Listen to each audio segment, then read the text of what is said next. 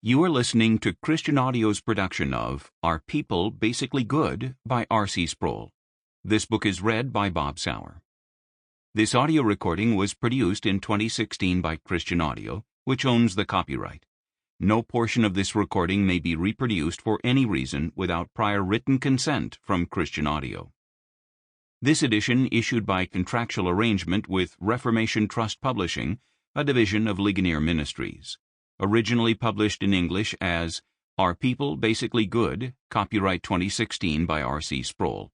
All rights reserved. Please visit christianaudio.com, facebook.com/christianaudio, or twitter.com/christianaudio to offer your impressions of this work and to explore additional titles. Chapter 1. The Supreme Paradox. When I was in high school, my biology teacher told me that my value as a person was $24.37.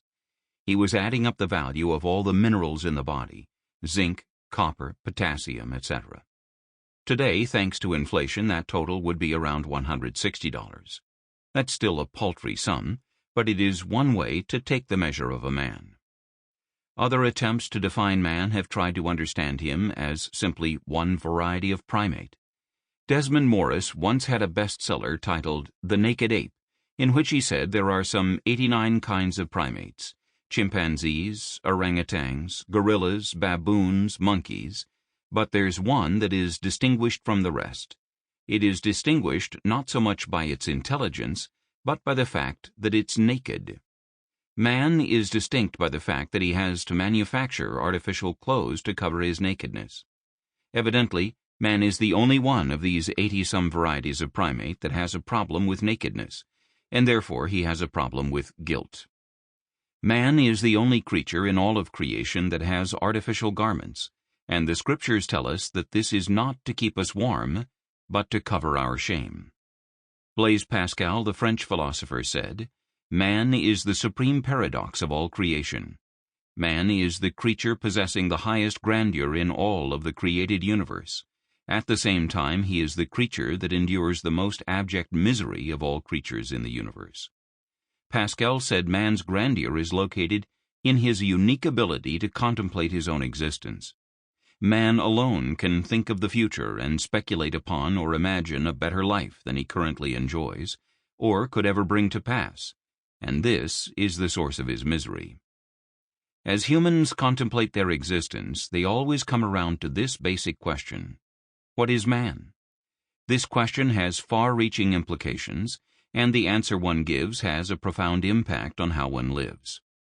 One theologian has said that how human beings understand their own existence determines how they think, how they behave, and the type of culture that they produce. Thus, the culture that we live in is a product of our understanding of what it means to be human. In this book, we will explore what Scripture says about the nature of man, including such related topics as the image of God and the reality of sin. In our day, most attempts to understand what it means to be human do not begin with Scripture, but rather proceed from a worldly perspective. The most common definition for a human being, or for what it means to be human, is the scientific name Homo sapiens, meaning wise man. This term, in distinguishing man from all other creatures in the animal kingdom, does so in terms of intelligence or wisdom. In almost every era of Western civilization, philosophers and theologians have zeroed in on man's thinking capacity as the unique element of his identity. In the early centuries of Greek philosophical inquiry, the overarching concern was in the dimension called metaphysics, meaning that which is above or beyond the physical world. Thales, Parmenides, Anaximander, Anaxagoras, and others before Socrates, Plato, and Aristotle were asking big questions such as, what is the ultimate substance from which everything comes in the universe? What is the essence of things? What stands above and beyond the physical? These philosophers couldn't agree on what the ultimate reality is. Plato said it is the transcendent world of forms or ideas. Aristotle said it is the essence embedded within the physical form. Ultimately, thinkers questioned the fact that different philosophers, each acute in their thinking, came to radically different conclusions about issues. Sample complete. Ready to continue?